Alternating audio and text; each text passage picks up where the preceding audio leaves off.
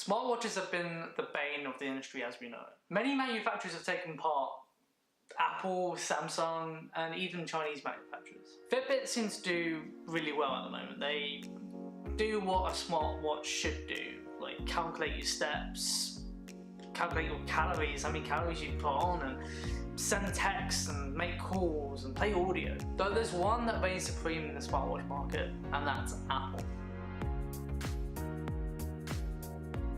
So the Apple Watch has been around since 2014, and there's been incremental changes throughout every year.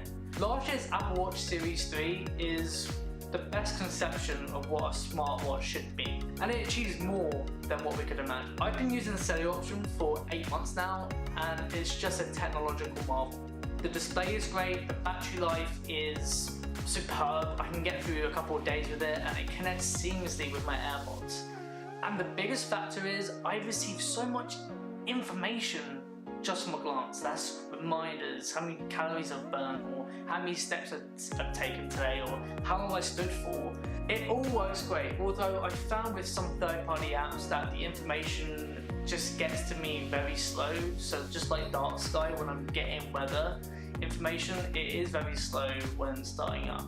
And hopefully these problems will be ironed out as the third-party developers become experienced with the technology. Cellular option allows me to go out and use the watch independently without the phone, which is fantastic. Like, no other smartwatch can do that at the moment, or even near enough better. The cellular option allows me to go out and use the watch independently without the phone being connected nearby. It's got great connectivity, though the only carrier supporting this at the moment is EE, which can be expensive.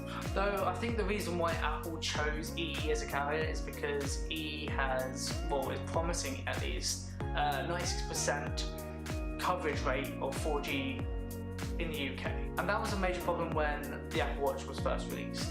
So therefore, this watch is going to be functioning on one of the best carriers for 4G coverage with the fastest speeds. It's so nice to be able to take this out for long walks or go into a local shop to pick up some groceries without bringing the phone out. Wearing the Apple Watch has limited my distractions. Apps aren't going to be fully flared like they are on iOS. They are only going to be simple builds that you can't do much with, apart from making calls, sending a few texts, and reading a few notifications. But this is all I need. I don't need anything else. It's been handy, and it's almost feel like I've had a second phone in my life. After my battery dies, it's just there, and it works. Although no one wants to be seen in public speaking to their watch, I know it's such an awkward experience. But Bluetooth headphones help with that. The AirPods are just the best way when it comes to connecting to Apple devices. So you might have noticed the scratch on my Apple Watch, and this was done recently.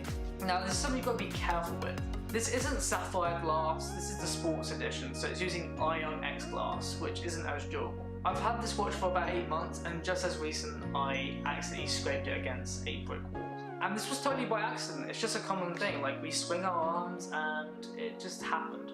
The watch doesn't have a method for tracking weight training, which sucks for me because I do that. Though with watchOS 5 coming out later this year, Apple has added new features for various activities like hiking and yoga. So those are my only complaints about the Apple Watch. It's that good. Essentially now it all depends on what model you should get. The higher tier models are going to offer so much more durability in the long run, but they do run at a hefty price. I would recommend the cellular option if you're in the market for a standalone device that is tailored to giving you the most important stuff about your day without having access to your phone nearby.